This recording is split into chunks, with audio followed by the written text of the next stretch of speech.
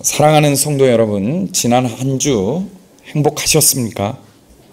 예수님을 믿기 때문에 행복한 삶을 살았나요? 이번 프란치스코 교황이 한국을 방문하기 전에 딱 유일하게 한 사람을 지명해서 만나고 싶다고 했습니다. 그 사람이 누군가 하면 누가 외방선교회 소속 이구원 선교사입니다. 그는 태어날 때부터 팔다리가 없었습니다.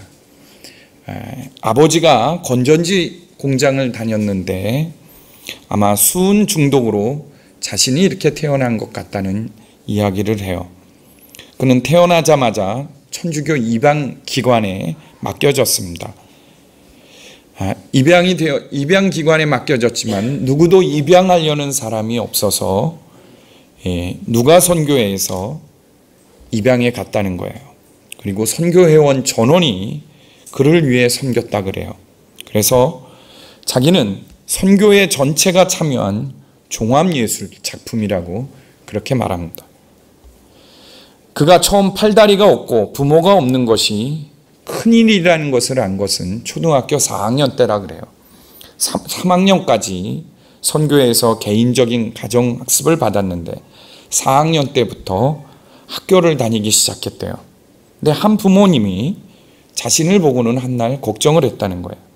야, 너는 팔도 없고 다리도 없고 부모도 없어서 큰일이다. 큰일이다. 그 말을 하더래요. 아, 이게 큰일이구나. 그제서 알았다 그럽니다. 그는 현재 대전 카톨릭 신학대학에서 석사 과정을 받고 있어요. 24살입니다. 인터뷰를 했는데 많은 이야기를 쏟아냈어요. 그러나 기자가 그가 한 말을 요약해서 기사로 뽑았습니다. 팔다리가 다 있는 여러분은 저보다 더 행복합니까? 팔다리가 있는 여러분은 저보다 더 행복합니까? 우리는 행복을 조건에서 찾습니다. 내가 무엇 때문에 행복하다고 말하고 내가 무엇 때문에 불행하다라고 이야기를 해요.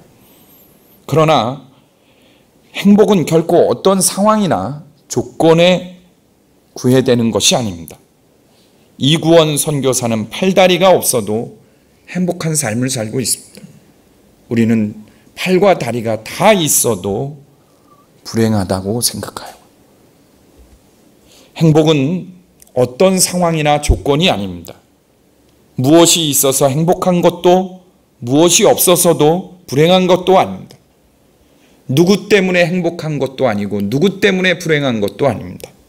행복은 믿음입니다.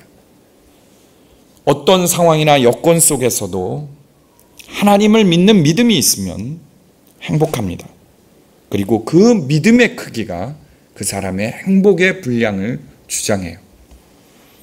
우리나라가 OECD 국가 중 행복지수가 몇 년째 최하위라고 합니다. 올해도 신문에 보니까 최하위에 뽑혔어요. 34개 국가 중에 32위라고 합니다. 우리나라는 경제적으로 세계가 놀랄만한 경제적 비약을 했습니다. 굉장히 잘 살아졌어요. 잘 살아보세. 저도 초등학교 때 새마을 운동하던 기억이 나요. 그때는 한 집에 다 자가용이 한 대씩 있을 거라 그랬는데 믿지 못했습니다. 그런 날이 올까 싶었어요. 그런데 정말 그 날이 왔습니다. 그런데 우리는 행복하나요? 예전보다 더 행복하나요? 왜 우리 국민들 안에는 잘 살아지고 풍요로워졌는데 불만족스러운 걸까요? 불행하다고 생각할까요? 심리학자들은 우리나라의 치열한 이 경쟁 사회가 원인이라고 말합니다. 오직 생존을 위해 끊임없이 비교하고 경쟁하는 이 사회 풍토가 사람들을 행복하지 못하게 한다 그래요. 비교와 경쟁을 통해 어느 한쪽은 패배자가 되고 실패자가 됩니다. 비교와 경쟁은 끊임없이 다른 사람을 의식하게 하고 피곤하게 해요. 수년 전 한참 이민 붐이 일어났을 때 뉴질랜드로 이민 간 사람이 TV 인터뷰에 나온 그것을 보았는데 그 사람의 인터뷰가 잊어지지가 않아요. 그 사람이 한국에 있었을 때는 의사였다고 합니다. 그런데 인터뷰를 하는데 목수복장을 하고 나와요. 목공 기술을 배워서 집을 짓는 일, 그 일을 한다고 합니다. 그 현장에서 인터뷰를 해요. 당신은 한국에서 의사로 살 때보다 이곳에서 이렇게 사는 것이 더 행복합니까? 그 사람이 이렇게 대답했습니다. 다른 사람 의식하지 않고 살아서 행복합니다. 다른 사람과 비교하고 치열하게 경쟁하며 살지 않아서 행복하다는 거예요. 편안하다는 겁니다. 맞아요. 우리가 불행하다고 느끼는 것 대부분이 다른 사람과 비교하는 것에서 생기는 것들입니다. 남보다 더 갖지 못해서, 저 사람보다 나는 저것을 갖지 못해서 불행하다 그러고, 저 사람은 저 대우를 받는데 나는 그 대우를 받지 못해서 불행하다고 생각을 해요. 비교하고 경쟁하는 우리 사회 속에서 우리가 어떻게 살아야 행복할 수 있을까요? 저는 그 해답이 오늘 본문 세례 요한 속에 있다고 봅니다. 첫째, 세례 요한에게는 하나님의 주권을 철저하게 믿는 믿음이 있었어요. 인정하는 믿음이 있었습니다. 세례 요한은 예수님이 공생애를 시작하기 전부터 많은 사람이 찾아와 죄를 고백하고 물세례를 받았습니다. 마가복음 15장 5절 말씀에 보면 온 유대 지방과 예루살렘 사람이 다 나아가 자기 죄를 자복하고 요단강에서 그에게 세례를 받더라, 이렇게 말하고 있어요. 세례 요한은 어느 지방의 지역적인 사람이 아니라 예루살렘과 온 유대의 아주 유명한 사람이었어요. 물로 세례를 베푸는, 사람들은 그를 선지자라고 하기도 하고 유대인들은 그가 메시아인가 아닌가 알아보려고 할 정도였습니다. 그렇게 인기가 많았던 사람이에요. 그런데 세례 요한에게 요단강에서 세례를 받은 예수가 어느 날 자기와 같이 물로 회개 세례를 베풀기 시작했습니다. 예수님은 유대 땅에서 어느 유대 땅, 오늘 이 말씀을 보면 샬렘 근처에 있는 에논에서 물세례를 베풀었다 그랬습니다. 그런데 건너편 저쪽에서는 세례 요한이 여전히 물세례를 베풀고 있었어요. 제자들이 보았습니다. 사람들이 다 예수님께로 가는 거예요. 전에는 세례 요한에게 줄을 서서 회개의 세례, 물세례를 받던 그 많은 사람들이 이제는 예수님께로 가는 겁니다. 그러자 제자들이 세례 요한에게 이렇게 말합니다. 라피요, 선생님과 함께 요단강 저편에 있던 곧 선생님이 증언하시던 이가 세례를 베풀매 사람이 다 그에게로 가더이다. 얼마 전까지 자신이 섬기는 그 스승이 스타였습니다. 인기 짱이었어요. 나서면 사람들이 우르르 몰려왔습니다. 그런데 이제는 자신의 스승에게 세례를 받은 예수님에게 사람들이 몰려가요.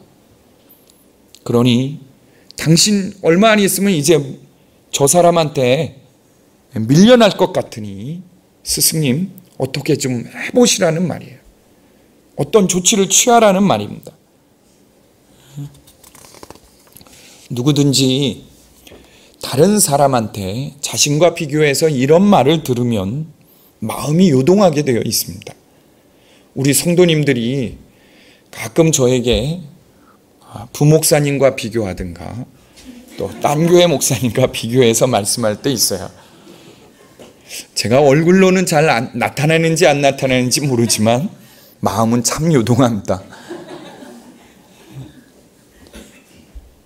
누군가 자신을 비교하여 말하면 말할 수 없는 경쟁심과 시기심이 일어나요. 사무엘상 18장 말씀에 보면 사울이 여인들이 부르는 노랫소리를 듣고 시기심과 이 질투에 사로잡혀 인생을 망쳐버린 이야기가 나옵니다. 다윗이 계속해서 적군을 물리치자 성 안의 여자들이 노래를 하기 시작했어요. 사울은 천천히요 다윗은 만만이라. 사울은 1000명 정도의 적군을 물리치지만 다윗 장군은 10,000명의 적군을 물리치는 장수다. 이렇게 노래하기를 시작한 거예요. 이 노래소리가 사울의 귀에 들렸습니다. 그러자 사울이 말할 수 없는 시기심과 질투심에 불타게 돼요. 그리고 평생을 그 시기심과 질투심에 사로잡혀서 자기 인생을 망칩니다. 아들과 같은 다윗을 죽이려고 평생을 쫓아다니다가 집안이 멸망을 해요. 그러나 오늘 세례 요한은 제자들이 그 이야기를 들려주었을 때 달랐습니다. 27절 말씀을 보세요. 만일 하늘에서 주신 바 아니면 사람이 아무도 받을 수 없느니라. 한마디로 말하면 그 모든 것이 하나님의 뜻이라는 겁니다. 하나님의 주권을 인정한다는 거예요. 요한이 말하는 것은 사람의 인생에서 일어나는 모든 것이 하나님 뜻 가운데 있다는 것입니다. 사람이 나를 많이 따라오는 것도, 이제는 예수님을 사람들이 많이 따라가는 것도 하나님의 뜻이라는 거예요. 요한은 하나님의 섭리하심을 철저하게 믿었습니다. 참새 한 마리도 땅에 떨어지는 것을 하나님이 허락지 않으냐면 이루어질 수 없다는 것을 믿었습니다. 이 믿음이 있었기 때문에 이 제자들이 불을 지르는 이 말 속에도, 이 상황 속에서도 흔들리지 않은 것입니다. 이러한 믿음은 우리에게도 중요해요. 우리 인생의 모든 것이 하나님으로부터 왔습니다. 사랑의 하나님, 선하신 하나님으로부터 왔어요. 우리가 그 하나님의 주권 아래에 있습니다. 우리가 때때로 받아들이기 힘든 상황들이 있어요. 교회도, 가정에도, 직장에서도 있습니다. 분명하게 올바르지 못하고 신앙적이지 못한데, 저 사람은 정의롭지 못한데 왜 저가 잘 되는가? 왜 저 사람이 부흥되는가? 어떤 목사님이 한 번은 PRM에서 그런 간증을 하셨어요. 주변 목회자, 자기 옆 주변에 있는 교회의 한 목회자가 자기가 보기에 정말 아닌데 그 교회가 부흥한다는 거예요. 자고 일어나면 부흥하고 교회가 일어난다는 거예요. 올바르지 못한 것 같은데.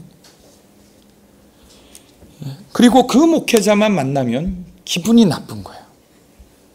나중에는 정말 병이 생겼대요. 그런데 나중에 하나님이 회개를 시켰답니다. 회개하고 나니 그제서 눈이 뜨이더래요. 왜? 그 교회가 부흥하는지, 그 목사님을 쓰는지 보이더래요. 우리가 때때로 비교심에 비교하고 경쟁하는 가운데 이런 덫에 걸릴 수가 있어요. 그런데 만약 우리가 세례 요한과 같은 믿음이 있다면 이런 시험을 넉넉히 이길 수 있지 않을까요? 우리가 진정으로 선하신 하나님의 주권을 믿는다면 더 이상 다른 사람과 비교할 필요가 없어요. 다른 사람과 비교하여 괴로워할 필요도 없습니다. 또 나 자신은 비교하지 않는데 오늘 세례 요한과 같이 주변 사람들이 충동할 수 있어요. 그래도 세례 요한과 같이 하나님의 주권을 철저하게 믿는 사람은 요동하지 않습니다. 우리가 예수님 한 분으로 충분하다는 고백을 참 많이 합니다. 그런데 어떻게 예수님 한 분으로 충분할 수 있을까요? 저는 처음 이 말씀을 들었을 때, 예수님 한 분으로 충분하다는 말씀을 들었을 때 이걸 어떻게 적용해야 할지를 모르겠더라고요. 부족한 건 뻔한데 어떻게 예수님 한 분으로 충분한가? 이번 사역자 교제 훈련 교재에 보면 하나님은 항상 나에게 최선의 것을 주신다는 말씀이 있습니다. 하나님은 항상 우리에게 최선의 것을 주시는데 그 증표가 예수님이에요. 예수님은 독생자 예수 그리스도, 하나님에게는 가장 소중하고 특별한 예수 그리스도를 우리에게 주셨어요. 십자가의 고통에 내어놓으셨습니다. 그 하나님을 믿으라는 거예요. 어떤 상황과 여건 속에서도 하나님은 우리에게 가장 최선의 것을 주세요. 그 증표가 예수 그리스도입니다. 그러므로 우리가 예수님 한 분으로 충분할 수 있는 이유가 여기 있는 겁니다. 성공도 실패도 마찬가지예요. 우리를 높이시는 분도 하나님이시고 우리를 낮추시는 분도 하나님입니다. 내 인생에서 성공이 필요하다면 하나님은 최선의 것으로 우리에게 성공을 주실 것이고, 오히려 실패가 내 인생에서 최선이라면 하나님은 그것을 주세요. 그게 믿음입니다. 우리 교회에 오래 세례 받으신 분이에요. 우리 성도님 중에 한 분이 그런 간증을 하는 이야기를 들었습니다. 이분이 오래 세례 받았지만 기도하는 믿음이 있어서 어떤 사업의 문제를 놓고 간절히 기도했어요. 초신자입니다. 근데 그렇게 간절히 자기가 작정하고 기도했는데 하나님이 안 들어주신 거예요. 그래서 마음에 원망하는 마음도 들더래요. 그런데 얼마 지나지 않아서 자기가 계약하려고 했던 사업, 자기가 하려고 했던 사업을 다른 사람이 하기 시작했는데 알고 봤더니 망하게 돼 있는 사업이래요. 그래서 하나님이 왜 응답해 주시지 않았는지를 알겠다고 그렇게 말했다 그래요. 여러분, 초신자의 믿음에도 이 믿음이 있어요.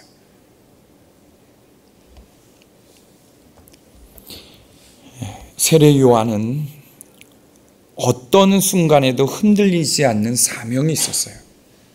그래서 제자들이 비교하는 말에도 그가 흔들림이 없었던 것입니다. 세상에 많은 사람들이 인생의 바른 목적을 찾지 못해 방황합니다. 세상적인 성공을 했어도 자신의 인생에 대한 올바른 목적을 잃어버렸기 때문에 불행한 사람들이 참 많아요. 요즘 고위공직자들이 오르내립니다. 그 고위공직자가 되기 위해 얼마나 많은 노력을 했을까요? 그런데 그들이 부정을 저질러 감옥에 가요. 또 밤거리를 헤매죠. 왜 그렇죠? 자신의 인생의 목적을 잃어버렸기 때문에 그런 거예요.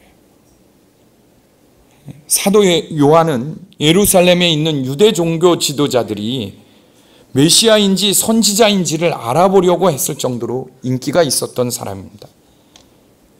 그는 자신의 사명을 잃어버릴 수도 있어요. 자신의 사명을 왜곡할 수도 있었습니다. 그러나 세례 요한은 언제나 한결같았어요. 심지어 제자들이 예수님과 자신을 비교하여 자신의 인기가 추락한다는 말을 들었어도 사명을 잊지 않았습니다. 그는 예수님과 자신을 비교하여 선생님이 지금 예수님에게 밀리고 있습니다. 어떻게 좀 해보세요 라는 제자들의 말에 도리어 확증의 말을 해요. 그 제자들에게 확증의 말을 합니다. 자신이 흔들릴까 봐 제자들에게 증인이 되어 달라는 말을 부탁을 해요. 28절 말씀에 이렇게 말합니다. 내가 말한 바 나는 그리스도가 아니요 그의 앞에 보내심을 받은 자라고 한 것을 증언할 자가 너희니라. 이 말은 무슨 뜻입니까? 나는 그리스도가 아니야. 나는 그리스도가 아니야. 나는 그의 앞에 보내심을 받은 자야. 너희는 앞으로 내가 예수님 앞에 보내심을 받은 자로 어떻게 섬겼는지 너희들이 증인이 되어줘. 이 말입니다. 너희가 증인이 되어줘. 내가 말로만 그의 앞선 자일 뿐이라는 것이 아니라 내가 삶을 통해 그를 앞선 자로, 보내심을 받은 자의 앞선 자로 섬길 텐데 나의 확실한 증인이 되어달라는 거예요. 세례 요한은 자신이 철저히 주인공이 아니라는 것을 또 이야기합니다. 자신은 메시아를 증거하는 사람이지 메시아가 아니라는 거예요. 29절에 보면 자신을 신랑 들러리에 비유합니다. 이 비유에 보면요, 신부는 이스라엘이에요. 이스라엘 백성들입니다. 신랑은 예수님이고 신랑의 들러리는 바로 세례 요한을 가리켜요. 그런데 유대인들의 결혼식은 이렇습니다. 신랑은 신부의 손을 잡기 전까지 침묵합니다. 절대 침묵해야 돼요. 그리고 신부의 손을 잡는 순간 말을 하는 거예요. 이 신부를 주신 하나님 앞에 감사하고 하객들에게 내가 이 신부와 어떻게 살겠다고 선포하는 거예요. 그것이 결혼식이 끝나는 겁니다. 그래, 신랑의 친구 들러리는 신랑의 목소리를 들었을 때 크게 기뻐해요. 왜 그럴까요? 자신의 직무를 다한 거예요. 들러리 직무를 다하고 결혼식이 끝나기 때문에 신랑의 목소리가 들릴 때 기뻐한다 그랬습니다. 세례 요한은 바로 자신의 사명, 자신의 위치, 자신이 할 일이 무엇인지를 분명하게 안 사람이에요. 가끔 중년 여성들 가운데서 자기가 왜 사는지 모르겠다고 호소하는 분들이 계십니다. 우리 교회 성도들은 없고요. 일반 중년 여성에 관한 책을 보면 그런 호소하는 이야기가 나와요. 그동안 아이를 키우고 남편 뒷바라지에 정신이 없다가 아이들 학교 다 가고 남편도 어느 정도 자리가 잡히고 나니 내가 무엇 때문에 사는지, 내가 무엇 때문에 어렵게 공부했는지, 왜 여기 있는지 모르겠다는 거예요. 그런데 이런 것은 지금 한국 사회의 중년 부인들만의 질문이 아닙니다. 요즘 인문학 아카데미가 인기입니다. 곳곳에 보니까 인문학 아카데미 강좌들 열리는 광고가 나오더라고요. 보니까 정말 듣고 싶은 강좌들이 참 많아요. 유명한 대학 교수들로부터 시작해서 유명한 저명한 사회 인문학자들 또는 그와 관련된 사람들이 강의를 합니다. 수백 명의 사람들이 신청하고 아마 강의를 듣는 것 같아요. 그런데 그 인문학 강의를 여는 강좌를 여는 사람들이 우리 사회를 어떻게 보는지를 알 수 있어요. 그 사람들이 하는 이야기, 우리 사회의 가장 큰 화두는 지금 이 사회를 사는 사람들의 중요한 질문은 얼마나 더 소유했느냐, 얼마나 출세했느냐가 아니라는 것입니다. 요즘 현대인들의 가장 큰 화두는 허무주의라 그래요. 내가 왜 세상에 존재하여야 하는가? 이것을 모른다는 거예요. 그리고 이것을 찾기를 원한다는 겁니다. 그래서 요즘 인기 있는 인문학 강좌의 첫 주제가 나는 누구인가를부터 시작합니다. 그 다음으로 내 인생의 목적을 물어요. 연애 담론을 쓴 유명한 대학 교수가, 이름만 대도 알만한 교수가 왜 사람들이 연애를 하는가, 왜 사람들이 바람을 피는가, 이런 재밌는 책에 문구를 썼더라고요. 궁금해서 봤습니다. 그런데 그 내용은 한마디로 말해서 이렇게 요약될 수 있어요. 자신의 존재를 알기 위해 연애를 한다는 거예요. 유부녀가 자신의 존재를 발견하고자 다른 이성을 만난다는 거예요. 연애를 한다는 것입니다. 일리가 있다는 생각이 들어요. 뭔가 나를 생각해주고 나를 이해해주는 사람을 통해 또 다른 나를 발견하기 위해서 연애를 한다는 거예요. 그것도 유부남이. 그런데 정말 그 연애를 통해 자기의 존재를, 자기 인생의 목적을 발견할까요? 월요일 새벽마다 복음 소식반이 모입니다. 모이는 분들은 그날 기도를 해요. 이번 한 주 전도를 가장 우선순위로 놓고 살겠습니다. 결단하고 기도하고 시작해요. 그래도 한 주를 살면서 쉽게 잊어버립니다. 영혼 구원, 전도의 사명을 잊어버려요. 우리 사역자들은 매일 전도를 나가고 있어요. 그런데도 내 사명을, 이 땅을 사는 목적을 흐트러질 때가 있고 잊어버릴 때가 참 많습니다. 내 인생의 목적, 내가 사는 이유가 분명할 때 어떤 유혹이 와도 이길 수 있는 거예요. 어떤 비교 경쟁심에 흔들려도 어떤 말에도 세례 요한과 같이 그 길을 갈 수 있는 겁니다. 세 번째, 예수님은 흥하고 나는 쇠하여야 한다고 세례 요한은 고백했어요. 사도 요한은 제자들의 말에 갈등하지 않았습니다. 아주 한마디로 일침을 놔요. 그는 흥하여야 하고 나는 쇠하여야 한다. 너희들 더 이상 이 말 갖고 왈가불가하지 마. 그에게는 더 많은 사람들이 몰려들어야 되고 나에게는 더 이상 사람이 오지 않아도 괜찮아. 만약 세례 요한이 제자들의 마음이 흔들려서 예수님을 비난했다고 봅시다. 그를 뒤로 돌아 공격해요. 그뿐만 아니라 예수님에게 간 사람들을 찾아가서 그들을 설득해서 다시 데려왔다고 해보십시오. 어떻게 됐을까요? 예수님이 가야 할 십자가의 길, 우리를 구원하기 위한 길을 하나님이 어떻게든 가게 하셨을 것입니다. 그러나 세례 요한은 비참한 최후를 맞이했겠죠. 아무것도 남는 것이 없는 인생이 되었을 것입니다. 그런데 우리가 이런 어이없는 삶을 살 수 있습니다. 우리는 늘 내적 우리 안에서 갈등을 해요. 내 자아와 예수님과의 싸움입니다. 그런데 내가 흥하고 예수님이 망하는 삶을 선택했다고 생각해 보십시오. 하루 일과 중에 내가 흥하고 내가 하고 싶은 대로 하고 예수님은 도리어 죽는 삶을 선택해 산다고 생각해 보십시오. 어떤 인생이 마지막일까요? 세례 요한은 예수님이 십자가에 붙잡히기 전이지만 이 십자가의 복음의 진리를 분명하게 알았어요. 나는 죽고 예수로 사는 복음의 진리를 분명하게 알았습니다. 갈라디아서 2장 20절 말씀에 내가 그리스도와 함께 십자가에 못 박혔나니 그런즉 이제는 내가 사는 것이 아니요 오직 내 안에 그리스도께서 사시는 것이라. 이제 내가 육체 가운데 사는 것은 나를 사랑하사 나를 위하여 자기 자신을 버리신 하나님의 아들을 믿는 믿음 안에서 사는 것이라.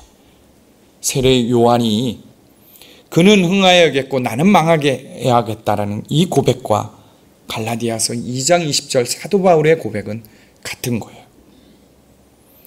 내 자아가 요구하는 대로 살면 행복할 것 같습니다. 그러나 행복은 나의 자아에 있지 않아요. 자아가 실현되어야 행복해진다는 이론이 있습니다. 이게 보통 사회 속에서 주장하는 이론입니다.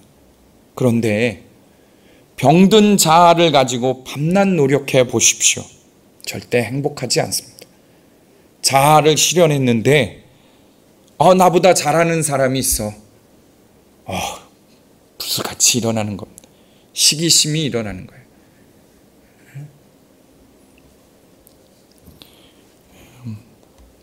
요즘 시대만큼 자아 실현에 목을 매는 세대는 없을 것입니다. 그런데 행복할까요? 우리의 자녀들 자아 실현시켜 주려고 많은 것을 가르치고 하게 해요. 근데 우리 자녀들 청소년들이요, OECD 국가 행복지수 하는데 우리들하고 똑같아요. 최하위입니다.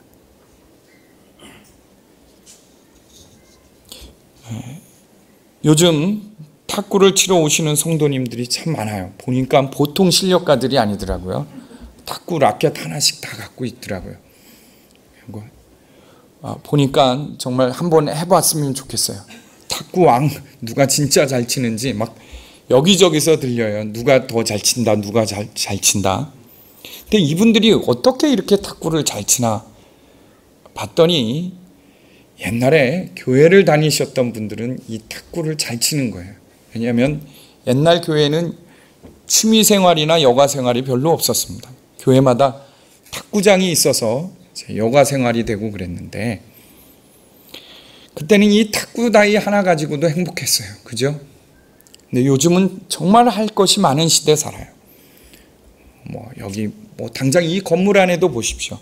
PC방, 게임장부터 시작해서 헬스장, 자아 실현할 곳이 얼마나 많습니까? 그런데 행복하나요? 더 많은 문화를 풍성하게 누리고 있고 우리 취미생활, 여가생활 더 많아졌어요. 그런데 옛날 70년대, 80년대 탁구대 하나 갖고 밤새서 탁구 치던 그 시대보다 행복한가요? 결코 행복은 우리 자아 실현이나 무엇에 있지 않아요. 행복은 예수님에게 있습니다. 예수님이 우리의 생명과 죽음과 복과 저주를 결정하신다 그랬어요. 35절과 36절 말씀을 보세요. 아버지께서 아들을 사랑하사 만물을 다 그의 손에 주셨으니 아들을 믿는 자에게는 영생이 있고 아들에게 순종하지 않는 자에게는 영생을 보지 못하고 도리어 하나님의 진노가 그 위에 머물러 있느니라.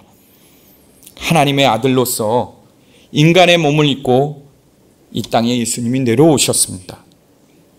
우리의 인생의 행복의 결정, 생사하복의 결정, 우리 생명의 결정권이 예수님에게 있어요. 이 예수님에게 있습니다. 우리는 오직 그분에게 집중하는 거예요. 그분만이 영광을 받으시도록 우리가 그분을 드러내는 겁니다. 그러기 위해서는 나는 망해야 하고 예수님은 흥해야 합니다. 이 진리를 꼭 붙드시기를 바랍니다. 우리 함께 찬양하고 기도하겠습니다.